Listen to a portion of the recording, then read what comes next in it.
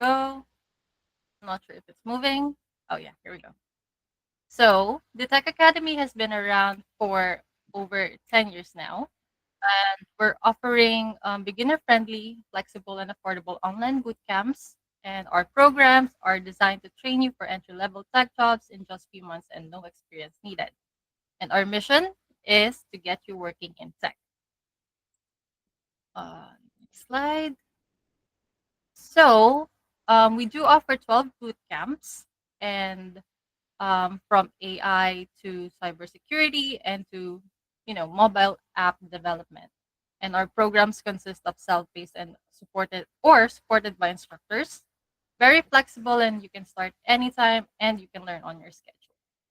It is beginner friendly, like what I mentioned earlier, and the price is under the national average. And again, no tech background is needed to start. And here are some of the student reviews. We are proud to have an average rating of 4.8 stars from the students and graduates across all over major bootcamp review sites. So, and that feedback reflects our commitment to quality and student success. And here's the contact form if you want to learn more or um, with the Tech Academy. Head on to learncodinganywhere.com/account. Well, technically, this is the link, but I will drop it on the chat. Help you more on. You can fill out a short form to unlock more helpful videos and next steps. So I'll drop it in the chat right here. Here. So that, and then here we go. So referrals. Quick heads up, if you have someone in mind that you wanted to refer to enroll in the boot camp, you'll receive 5% commissions on each successful enrollment. So many of our enrollments come from happy students, student referrals. So without further ado, I'll stop sharing my screen and let's dive into today's tech. We're very thrilled to welcome Lindsay Wardell, a senior software engineer at Mango Mint and host of the Human Side of Dev podcast. Lindsay brings a wealth of experience from working with individuals and also contributing to major organizations like Wikimedia Foundation. So Lindsay is very passionate about functional programming, exploring real experiences in tech, and fostering strong communities. So I can tell much about her, but I'm pretty sure she will very introduce herself. So, Lindsay, without further ado, take it away.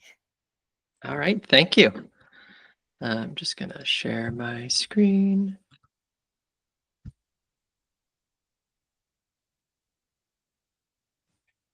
Cool. All right, so we're going to be talking today about remembering the human. And at a high level, before we dive in, let's just take a moment and just sit and breathe. Don't know about you all, but it's been a day. Things happen. We're working, we're studying, and just take a moment so that we know that we are in this space and we're about to be learning some cool stuff. Just taking a breath. Here we go. I am Lindsay Wardell.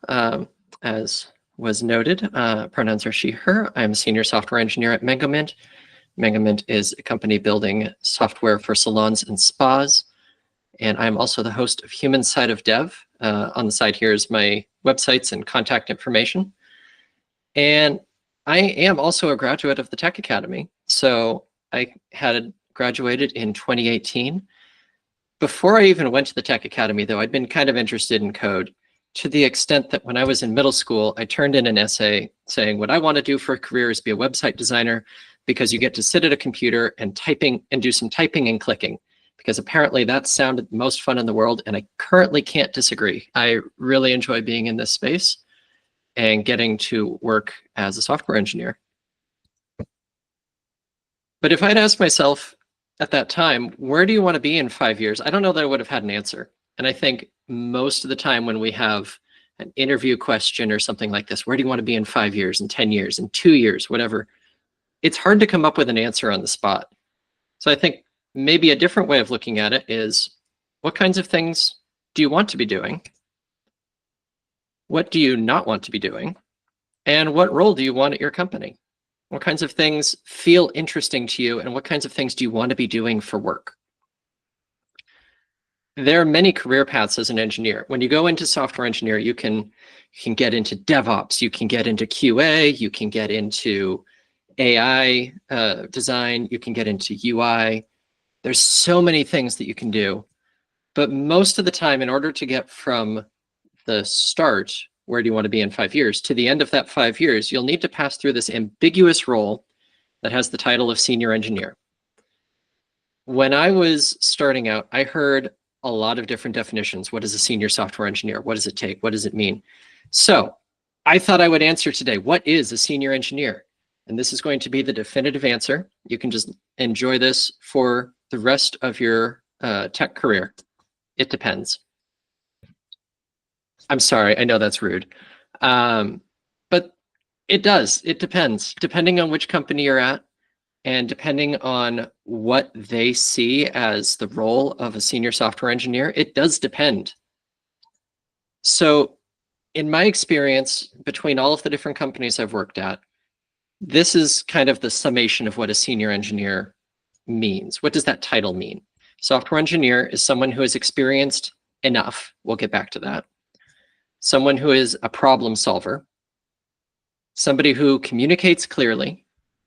Somebody who works as a part of a team.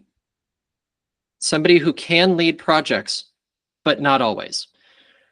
I think from all of the different jobs and all of the different spaces that I've been in, these are the most common things that I've seen as the requirement for what a senior engineer needs to have in their pocket when they're trying to get that promotion or when they're trying to apply at a new job. So for right now, we're just going to explore some of these. We're going to talk about what it takes to be a senior engineer. And as we do that, we're going to be focusing on that phrasing of remember the human, remember the people around us.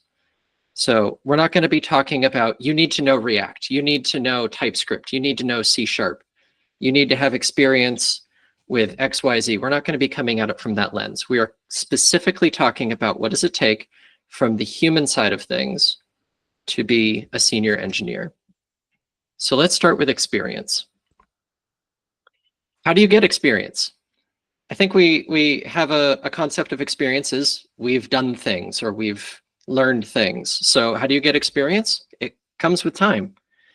It also comes with exposure. So I'm giving a talk right now. I've given a talk before, so I'm comfortable in this space. But doing it more than once, I get more and more comfortable with the idea of giving a talk.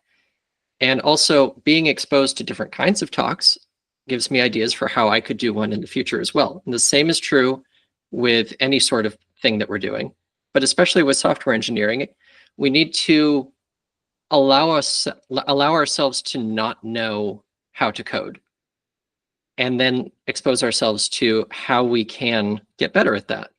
So that could be small projects. One of my favorite things as a learning tool was building this one particular game. It's just a game I made up. I was washing dishes and I had an idea and I started coding it and I learned React. Oops, didn't mean to hit that button. And I learned React by just building this game. And then I took that concept and I built it as a CLI.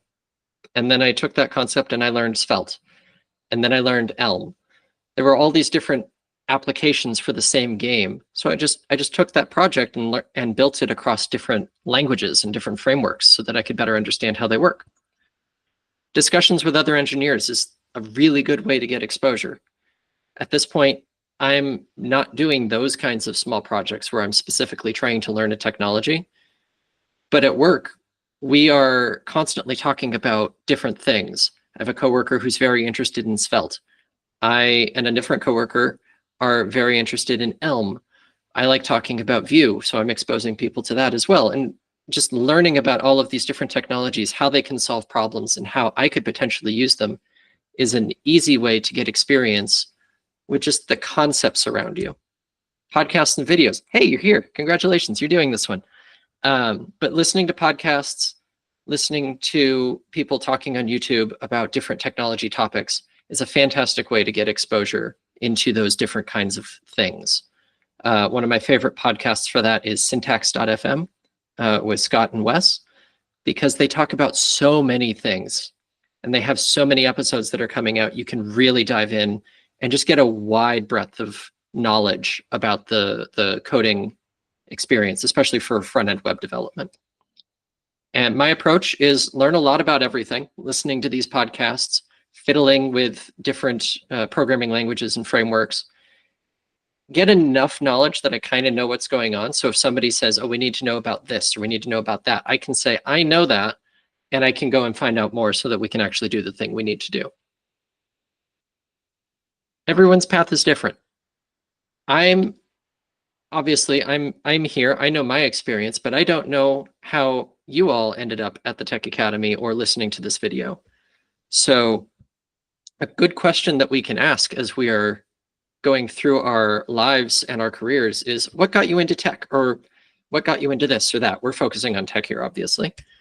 So just talking about it from my perspective, my story, I was always into tech. I was always interested in software. I started learning to build websites in middle school. I started building fan games of Sonic the Hedgehog, and eventually I put up a website to put the game online. And then I decided the web was more fun than building the game. So I just kept building websites from there. I then got into building community sites, building a fan site for Sonic the Hedgehog, building a fan site for a YouTube channel about Sonic the Hedgehog. And from there, I really got focused on connecting people and bringing people together in a space where we could all communicate and we could collaborate on things. I also really enjoy working in small business. I was working at a freight forwarding company when I started at the Tech Academy.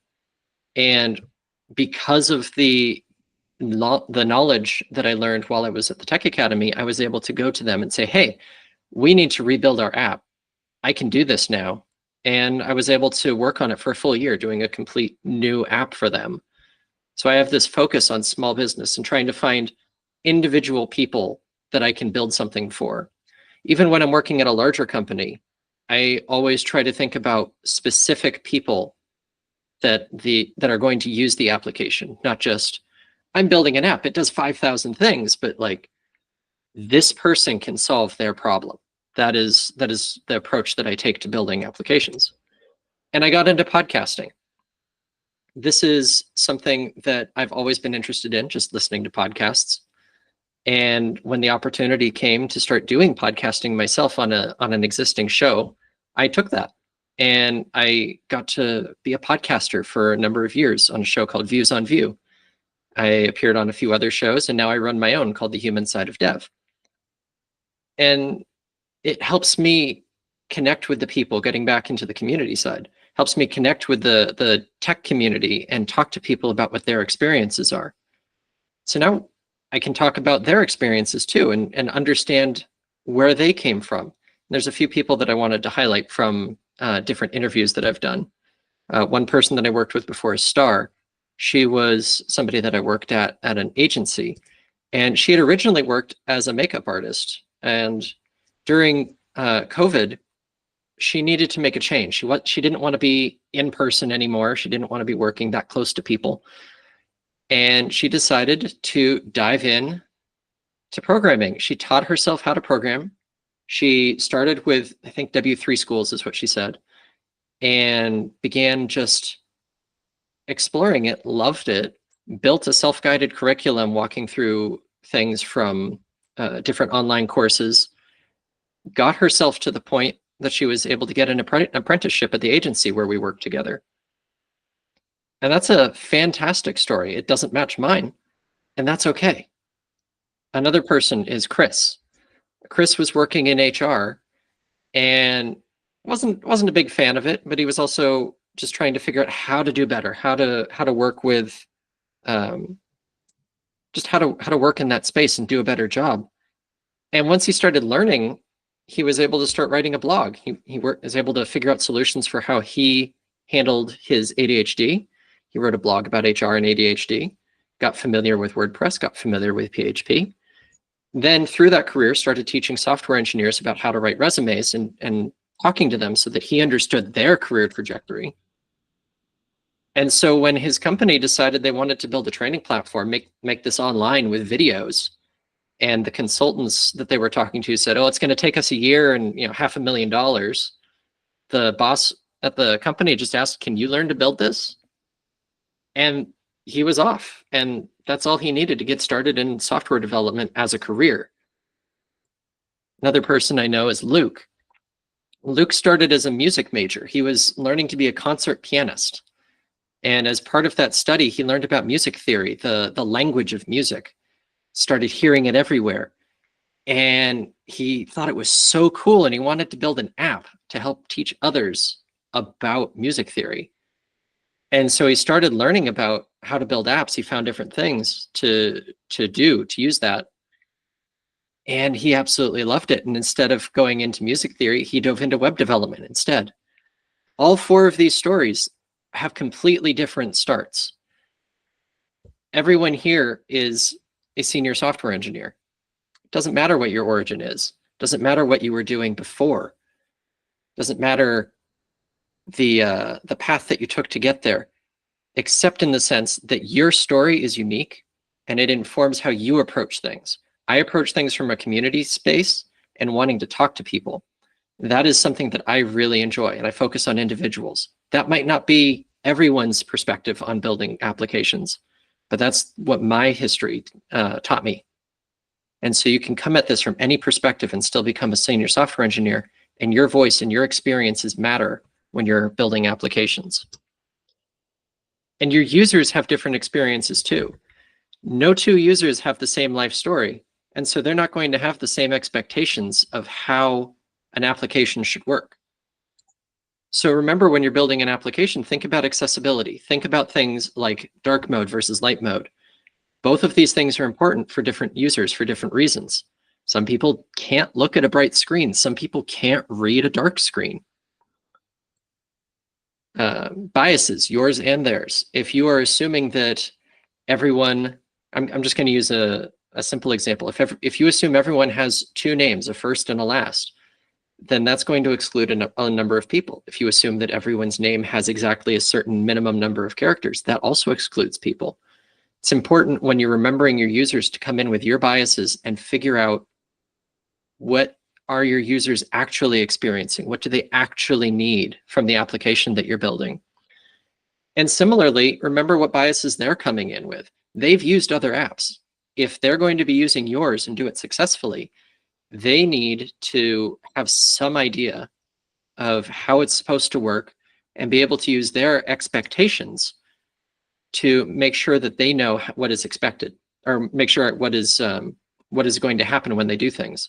A simple example of this is if you're building a web application, typically it's good to underline your links because links are underlined. This is just something that is typically an assumption and expectation that people have. If you have a link that doesn't have an underline, people aren't going to be clicking it as much. Similarly, if you have something that looks like a link and is underlined and it isn't, they might think your website is broken. So just remember your users have expectations of how websites work and how applications work. And while it would be fun to go and reinvent the wheel, it's important that when they wake up in the morning and they pull out their phone and the first thing that they see is your app and they go to open it, they don't do this and they don't just like stare at it. Or maybe they do because this is a cute dog. But the goal is make sure that you know what your users are expecting, who your users are, and build accordingly for that. Just like this jacket was tailored for this very cute puppy. Your story shapes you, and those stories shape how we approach code.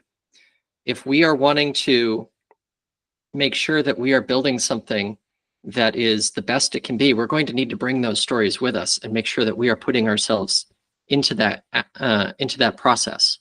We can't forget ourselves at the same time that we're building an application. So just a couple different questions to sit on and think about. What can your story teach others? What can your experiences tell others about, maybe this is how we can do things differently. This is something that we should also take into account when we're building an application. Maybe you have experience in a field that the rest of the people on your team don't have, and you need to help just sharing some of your experience of like, this is how a previous application that did this kind of thing worked for me when I was in that job. Similarly, what can you learn from the stories around you? Don't assume that you are the authority on everything that you know. Assume that other people around you are also going to have voices that are important for building the applications, because while you can be a solo developer and build something, it's going to go better if you're working as a team. So our next section is problem solver. And to solve problems, the first thing we need to do is identify them. We need to figure out what those problems are. Is this something that needs to be done? And does it need to be done now? At work this week, we were having a meeting and the CTO was saying, we have this number of tasks that we're going to be working on, this number of projects. And these are things that we know need to be done now because the majority of our majority of our customers talk about, and our customer support team, if you ask about them, they will groan and sigh and ask you, when is it going to be fixed? This is something that needs to be done now, as opposed to smaller things that maybe they can be done a little later. Is it causing pain to someone using the app or site? If it's something that is a problem, maybe that's something that needs to be brought up in the priority. Or bare minimum, it's something that needs to be identified. This is a pain point versus this is something that would be a nice to have new feature. You also count. You are a user of your app and your website. If you are running into something that is annoying and frustrating, maybe somebody else is too. Even if you don't have that voice coming in, if somebody's giving you feedback, they're not saying that necessarily, but maybe they don't even know to say that. Maybe it's something they haven't experienced themselves because they don't know that it's an option to be better. And finally, is it more important than other things? Is this something that needs to be done because I want to do it and I feel it's important? Or is it something that if we don't do this, the site will go down in 3 days? That's a bit of a big example, but it's something that could happen. It's something that is true from a software company's perspective. So the next thing is scoping the work, making sure that it's the right size, making sure you understand how long it's going to take. Is this something that feels too big?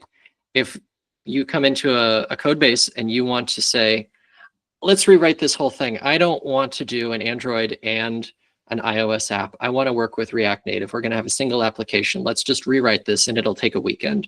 That feels a little big for a weekend. Can we break it down?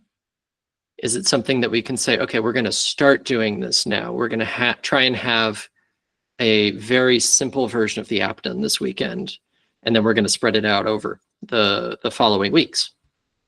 How soon can I get this done? Is this weekend even reasonable? Is it something that maybe we should put it out for a month?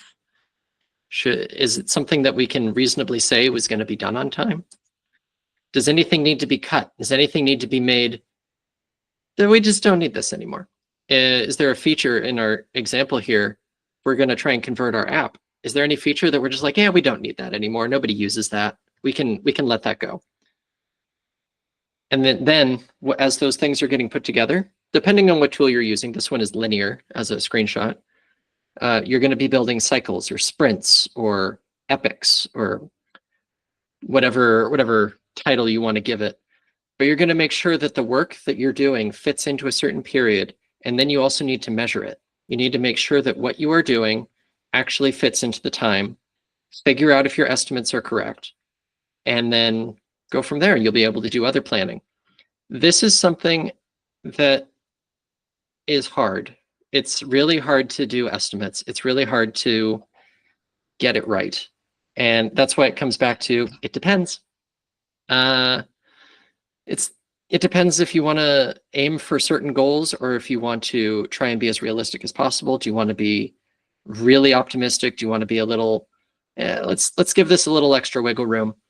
There's no set way to do this kind of scoping of a project or a task or anything like that. The best way is figure out what feels correct when you say, I'm going to do this and I'm going to do it in this time. And at the end of that, you're coming out correct. That's just something that's going to take experience. Document everything. So as a developer, you are tasked with writing it down. You need to make sure that if you are working on something, you write it down. If you had a conversation with somebody, write it down. If you are just trying to remember what you did from a Friday to a Monday because it's a weekend, write it down. It's one of the most important things that is so easy to get lost, especially because we live so much in Zoom meetings or Google Meet meetings. If you're not writing things down, it's going to get lost. It's going to get forgotten. 3 weeks later, you'll go back to the same people and say, hey, we talked about this, but I can't remember the answer we came up with. Let's talk about it again. And then you have another meeting, and hopefully then you write it down. I'm speaking from experience. Make sure it's understandable by everyone on your team. If you just write something in shorthand with slang or something, that might be good for you, but make sure that everyone is able to understand the notes that you're taking. Because the next thing is putting it somewhere it can be found. If your notes are only on your computer, and that's great for you, but if you're working on something with a team and you need to be sharing and documenting what's going on between everybody, put it somewhere it can be found. That could be in Notion if you're a company that uses Notion. That could be in Confluence. That could be in SharePoint, depending on the size of your company and what tools they're using. It could just be in Slack or Microsoft Teams, but put it somewhere so that in 2, 3 weeks, months, years, whatever, if you need to figure out what was going on, you can answer that because you put it somewhere. And yes, write down that conversation too. The one you're thinking about right now, maybe that one doesn't matter. That should be written down too, because every single conversation matters to a project. When you're in a meeting, if you're trying to solve something with an individual on your team, if you're trying to figure out how to do a particular thing in code, if it doesn't get written down, it's going to get lost because there's so much information in what we do. And if you don't write it down, are you going to remember it? Maybe I will. Maybe I won't. We'll find out. Hopefully it doesn't cause too much pain down the road. The next step is doing the work. This is where the coding comes in. So here we're going to talk about code, but we're not going to dive in too deep. This is just the part of the task, the project, the planning, where you actually get some coding done and you write something that isn't just documentation. Act on the plan that you made. Do it on time. Make sure that you're trying to meet your scope, your planned timeline as much as possible. And keep documenting what you're doing. When you finish this, and that we'll be getting to this in just a second, you're going to be writing a pull request or a merge request, depending on your platform, what it'll be titled. And other people need to look at your code. And if all they're doing is looking at the actual, like the functions and variables and all of that, they're not necessarily going to understand what's happening, but especially they're not going to understand why it's happening. And it's not done until it's merged. If you write the best code in the world and everything is as finished and finalized and beautiful, but nobody actually reviews your code and nobody actually merges it into the main branch in your Git or whatever you're using, it's not done. You need to make sure that it's actually in there before you sign off and say, I'm finished. I don't need to do any more. And also don't forget to write tests. Writing tests is something that isn't talked about as much during the learning process, at least from my experience, because it's not as exciting. Writing the tests feels like you're just writing code to make sure that the code you wrote works, which is true.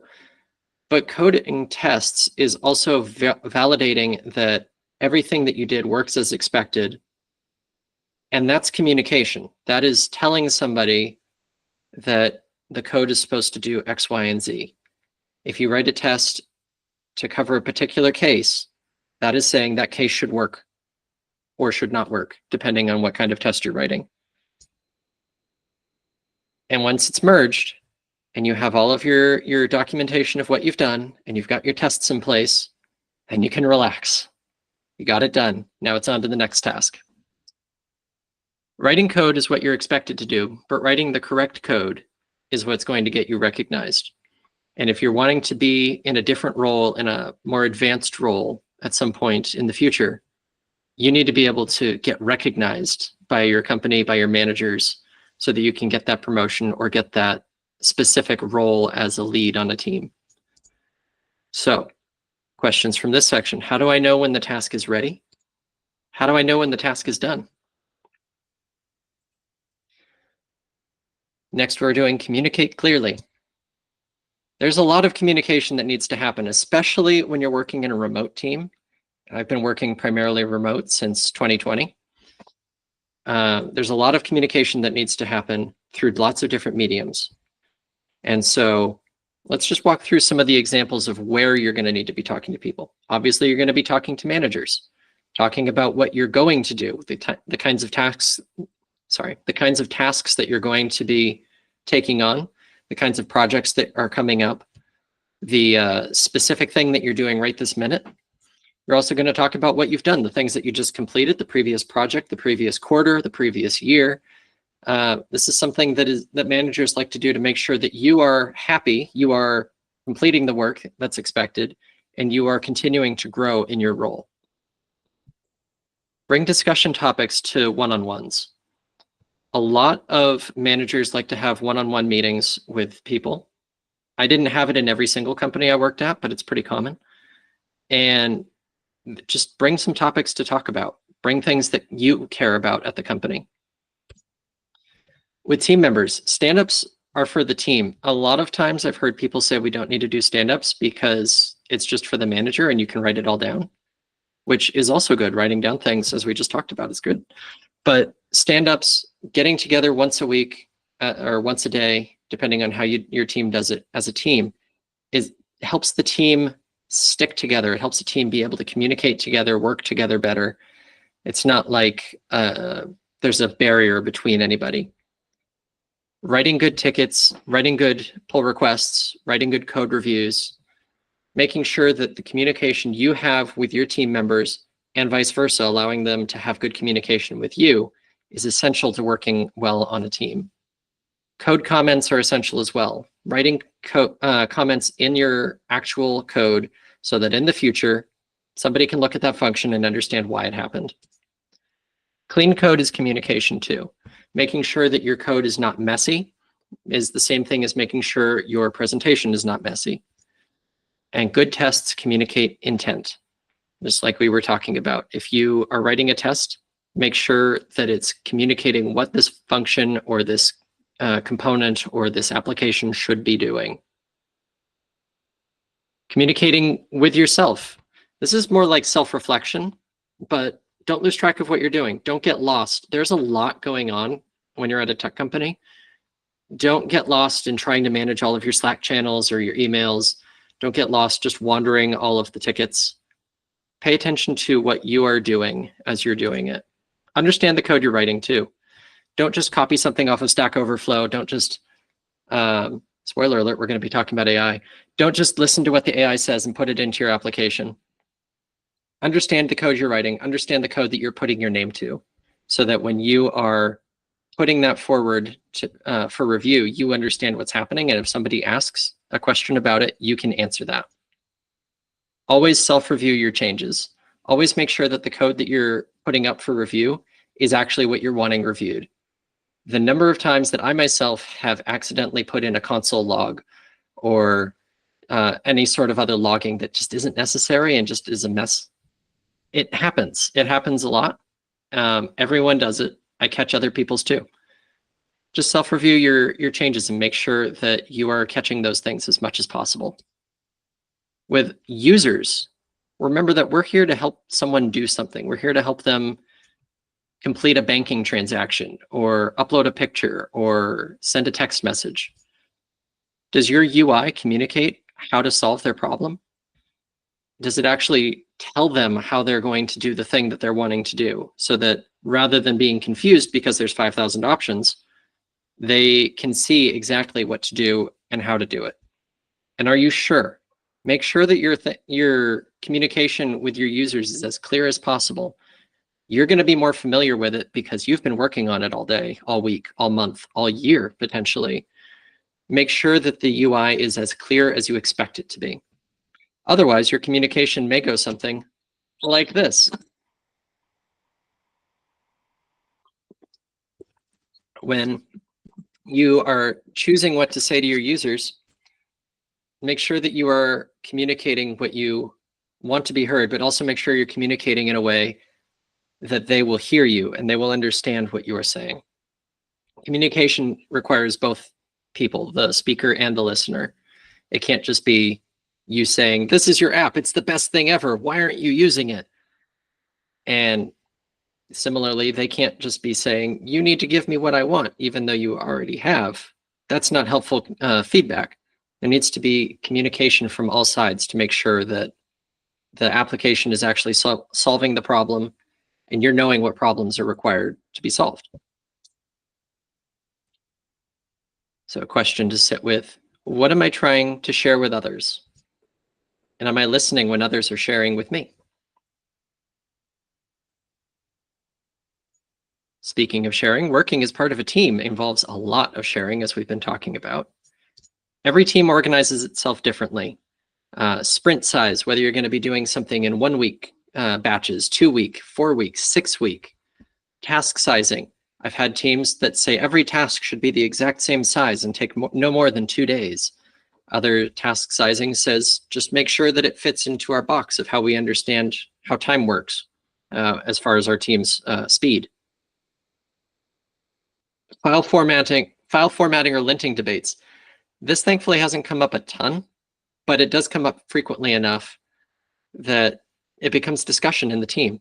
How do we want to format our code? Do we want something to do it for us automatically? Do we want to do it manually? Do we even like the automatic options? Are there choices on how we configure that? These are things that might come up in the team. How to write tests. Does your team primarily handle unit tests? Do you do end-to-end tests? Do you do some sort of middle ground on that?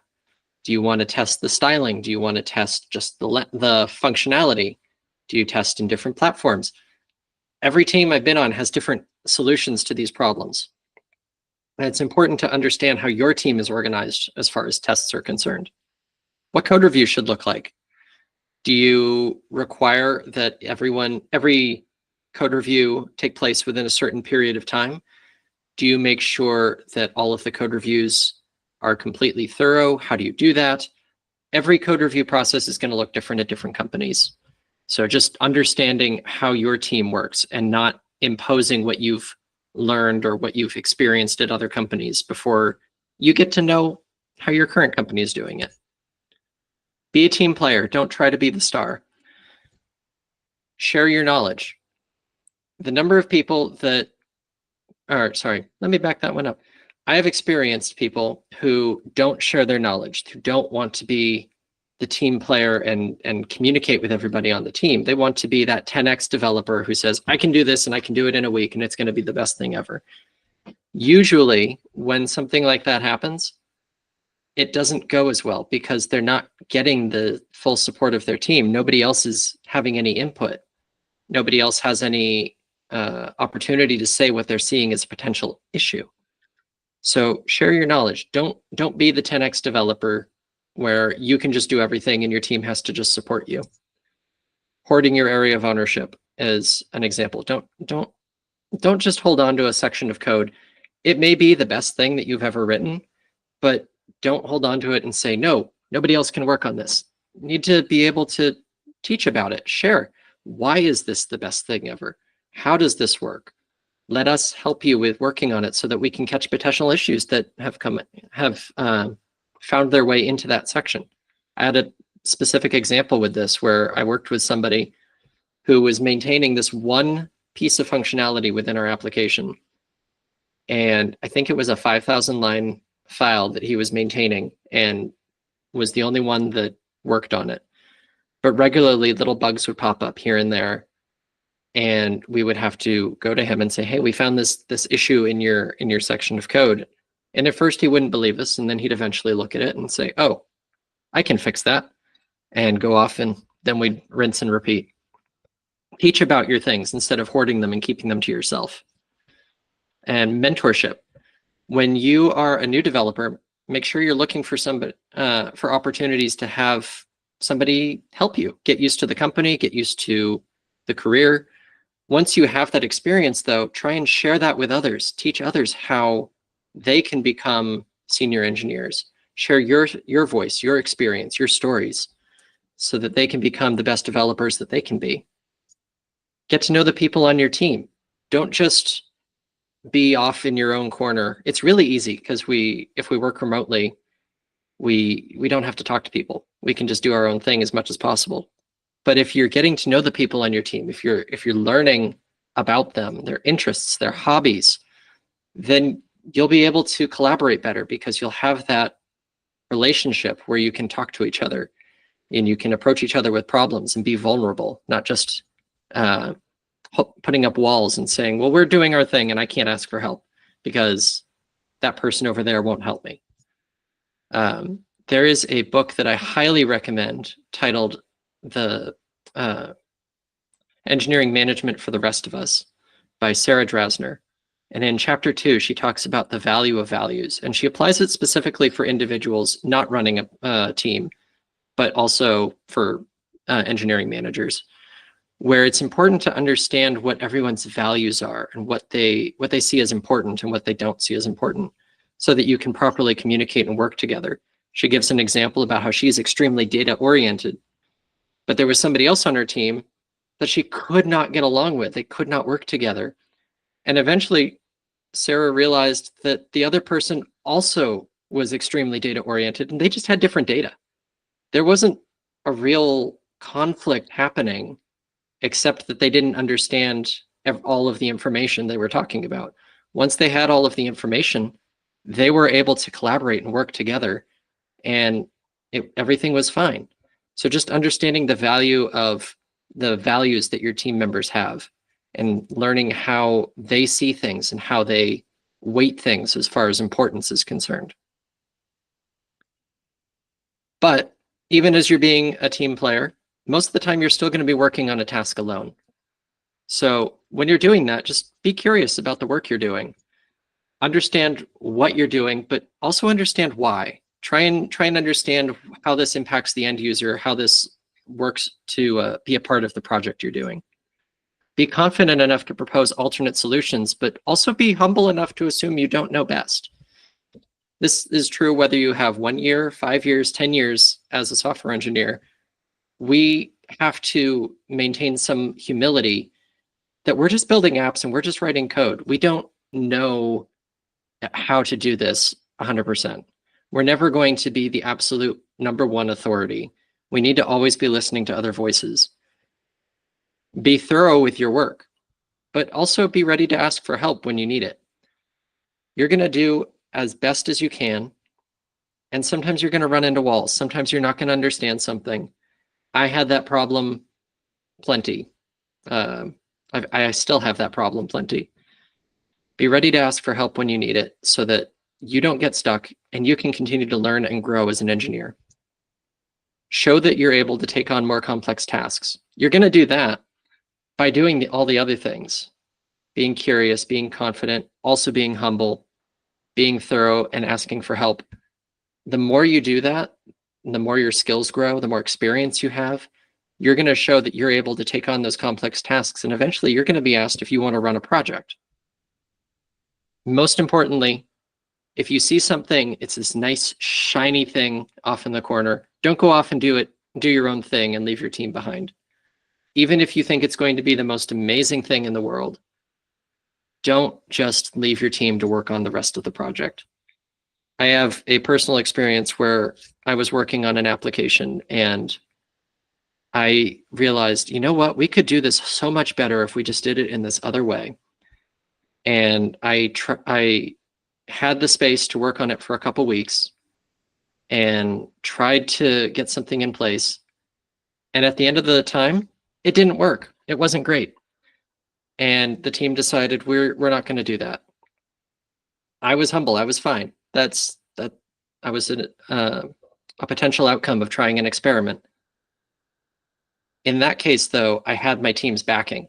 If I had just gone off, stopped working on task projects and said, I'm going to fix everything in 2 weeks, that wouldn't have been cool. That wouldn't have been the way to do something like this. Conflict management, you're not always going to get along with 100% of the people you work with. Managers, there might be miscommunication, there might be conflict. If something is truly wrong, talk to someone you can trust. Hopefully you can talk to the manager above them. Maybe you can talk to your coworkers, try and figure out some sort of solution. With coworkers, there could be arguments, there could be tension. I got yelled at in a stand-up by a coworker because he was seeing me as too new, too young, and wasn't listening to my opinion, my experience, the work that I had put in. And so it led to a lot of tension. Obviously, I was getting yelled at. We were able to work together on that. He was able to apologize, but it's something that can happen in the workplace, even in tech.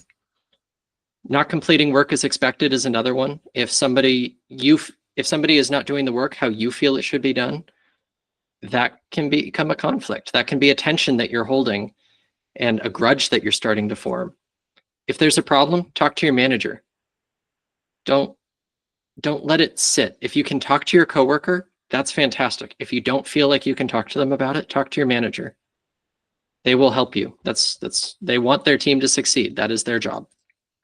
And if you think you did something wrong, own it and apologize. I had a coworker recently who thought that he might have stepped over some bounds at a meetup and apologized for it. Everyone said he was fine. There was nothing that he did that was wrong, but he wanted to be sure that he hadn't hurt anybody.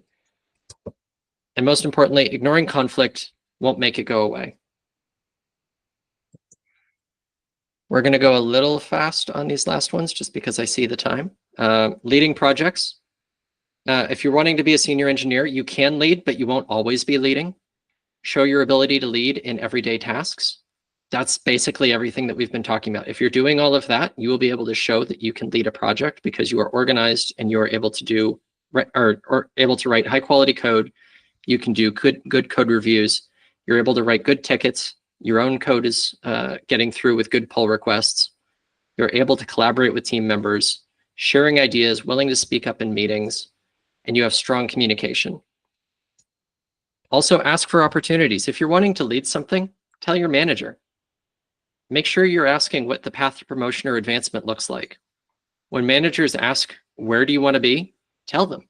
I had an interview with a manager where we were talking about goals and the future. And I said, well, I want to be the head of technology at our company. And I was saying that I wanted the job of somebody that had been there for 9 years. I knew exactly what I was saying. And I knew that it wasn't going to happen potentially for 9 years.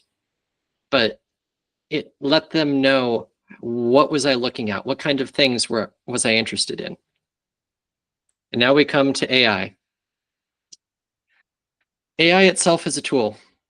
I didn't talk about it for almost this entire presentation because AI isn't something that will make you a senior engineer.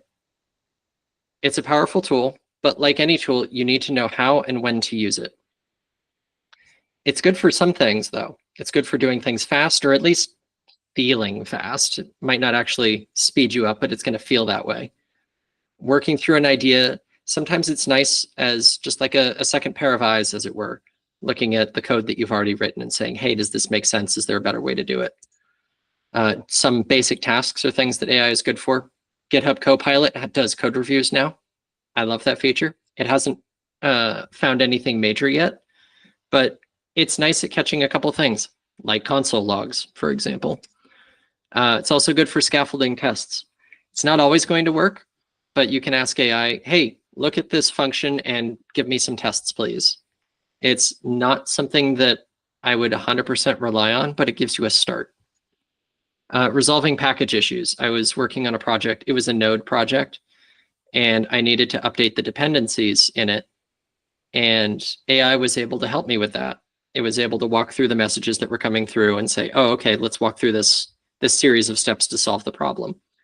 I could have done that, but it was nice that I could ask AI for some help on that. Getting started on complex tasks. You shouldn't use AI to finish a complex task necessarily, but it's good to get started on one. For example, I wrote my outline for this talk and then gave it to AI and said, I want some slides. And I did not give you the slide presentation that the AI generated for me. I have been working on it pretty heavily, but it gave me the first set of slides that I could work on, and that was nice. Assisting in what you're working on, such as tab to complete, just like it's going to speed you up a little bit. That's nice. But AI is bad at communication. Genuine connection with people is better than anything generic that the AI can create. Always reach out and communicate yourself. Getting experience. AI solving a problem for you is not going to teach you the solution. There are a couple things where I have asked AI for help, just for a side project, just to see what it could do. And it solved the problem. I could not tell you how to solve that problem at that point. That's not my code. It's not going to help you get experience. It's not going to help you become a senior engineer. Completing complex tasks. AI code can be low quality. It's not going to be the best. It can mix styles and best practices. If you've started doing things in one way, it might start doing them in a different because it thinks that's a good idea. And it's still just a large language model, not a developer. AI can't replace you. It cannot understand your users' needs. And that is why we're remembering the human in all of this. Between you and AI, only you can truly think about the person using the code that's being written or the feature that's being built. AI can do exactly what you ask and still build something that doesn't work for most people. So when you're working on something, make sure that you are thinking about the people, because that's not what AI can do. Brief history of coding tools. This is just my own experience. I first used Notepad to build websites. Then I found Notepad++ and woo, syntax highlighting. That was fun. IDEs like Visual Studio give me code completion. That was fantastic. Modern editors like VS Code, it was much lighter weight, had powerful plugins and extensions for different frameworks, IntelliSense for everything. Code completion, it's just a tool. It's not a replacement. You can't just press tab to code complete something and get a solution. AI is the same. It can do more, obviously, but it's not going to replace the reasoning and feeling part of any software engineer. So what do I know that AI cannot understand about my users? And what biases does AI have? How will they impact my code? So where do you want to be in 5 years? I don't know, but you're going to need to set some goals if that's what you want to do. We've talked about a lot of skills you can learn, talked about a lot of connection and communication and collaboration that is required to be a senior software engineer. So start setting some goals for projects, goals for sprints or cycles, whatever your company ends up calling them, goals for individual tasks, and goals for yourself. And make sure that as you're doing this, you don't let the AI stop you from scoring a goal. Remember, you're human. You'll make mistakes. You can't do everything. You can't always control the outcome, but you can control the direction that you're going. Not meeting your goal is a valid outcome, but trying is always going to take you somewhere. And finally, never forget the people that you're writing code for. That includes your coworkers, because they're going to have to read it. And that includes your users, because they're the ones that are actually going to use it. Thank you. All right. So for everyone, if you guys have questions, please feel free to drop that. All right. We have one already. This is from Jorley. Ooh, already 2 questions. All right. So curious question. With so many programming languages that you know, what is your top favorite and why is it your favorite among the others? My top favorite programming language is Elm. ELM is the spelling, just like the tree. It is a functional programming language for building front-end web applications. And what I like about it is that it provides me with a very strong type system, so that when I'm writing my code, the code itself will not compile, the website will not run unless all of the types are correct. And it provides me with a lot of tools to understand exactly how the code is working. I can't go into all of it in the time that we have left, but I've done a handful of talks about why I love Elm, and you can find those on my website. So that is why it is my top favorite. It's the language that I enjoy writing the most. All right. Next question is, have you experienced having someone say a rude comment on your code or coding style because the way they write code is different from yours? And how did you deal with that? I don't know that I would say this was a rude comment, but it was a strongly worded comment, let's say. I because I really like the functional programming approach, I tend to try and write that way when I'm doing other languages like JavaScript. And before I was promoted to senior engineer, I was writing some code, and somebody who was an architect at the company was really not happy with how I was writing code because it looked like functional programming and it made it harder to read for him. So what I did in that case, which I was kind of talking about in the talk, was I heard the feedback. I didn't need to agree with the feedback. I heard that that was something that was hard for him, and it was a style that he was not interested in having in the code base. And so for that job and that specific place, I wrote the code differently. I did talk to him and tried to understand what specifically he was trying to say and why he was saying it. Had some communication about that. But because I wanted to work as a team and I heard that he had a really strong reaction to that, I was able to say, okay, I'm just not going to worry about that right now. I'll do it on my side projects and I'll worry about it more in the future.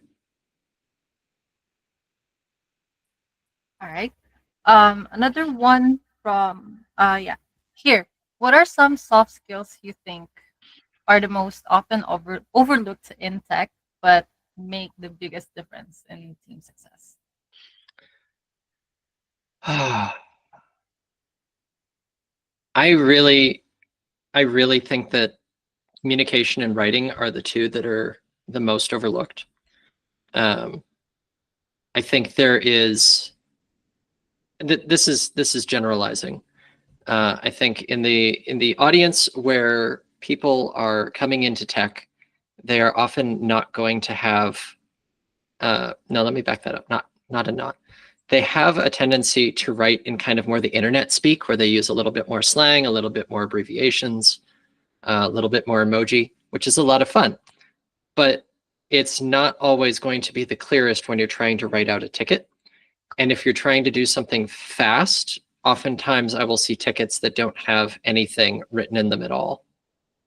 So when I go to start a particular task, I have no idea what's required besides the ticket saying, make the button do this thing. And I have been guilty of that too. If I'm going fast, I'm just like, I just need to write down that I need to do this task and I'll come back to it later. But I think spending time as a soft skill on communication and writing specifically is going to do wonders for somebody in the software space. All right. I got two more questions personally on my end. So hopefully that would be a quick. This is just a quick one. So my first question is about the documentation. You talked about it earlier. That taking notes and writing notes is important as well when you meet with people or your team to avoid forgetting few things. So do you think it is recommended to use AI note takers to do it instead of just us doing it? I lean away from it. It is helpful. It can be helpful. But I have seen some articles that specifically talk about how AI is actually really good at summarizing Mhm. because it doesn't understand what the subject of a paragraph or an hour-long meeting, for example, is actually going to be. So what it's going to do is find 5 topics and say, these are the 5 things we talked about. It doesn't really matter whether they were the most important topics or not. Mhm. I think they were like, this particular thing was like, we had a 40-page paper that got summarized to 2 pages by AI, and it completely left out the main topic of the 40-page paper because it thought it wasn't important. So I tend to go with personal notes as much as possible. Yeah, I would agree on that one as well. Because sometimes if you notice, most of the note takers lately, they just get few things instead of like getting the full gist of what people talk about in the meeting. So Yep. totally agree on that note. So we do have a question from Victory Chang. Do you have any recommendations for a software developer who has not been utilizing AI? I think I have a follow-up question. Is this somebody who wants to get into AI or wants to remain outside of it? I think if it's somebody who wants to get started, I would primarily look at something like GitHub Copilot as something that is simple. You don't need to dive in a ton. You can just have like the code completion. And what's nice about GitHub Copilot is I believe at this point they have a free tier, so you're not having to pay anything. And if you contribute to open source, they can give you the premium level for free as well. So that would be a nice way to get started if you've not been using it but want to look into it. If you're not using it, I think the main thing I would say is pay attention to the space and what is going on with it so that as things shift around you, you're at least aware, even if you're not doing it yourself. For example, again, with GitHub Copilot, when it first came out, I was like, oh, cool, this thing is neat. I'm going to install it. And suddenly it suggested the most ridiculous styling names that I had ever seen. It was bad. It was just bad. But because I had experienced it, I was able to say, huh, okay, that's cool. That exists. Now I can get rid of it. And later, when I was a little more interested, I could come back and experiment with it a bit, see if it works better over here or over there or something. But then I never felt reliant on it.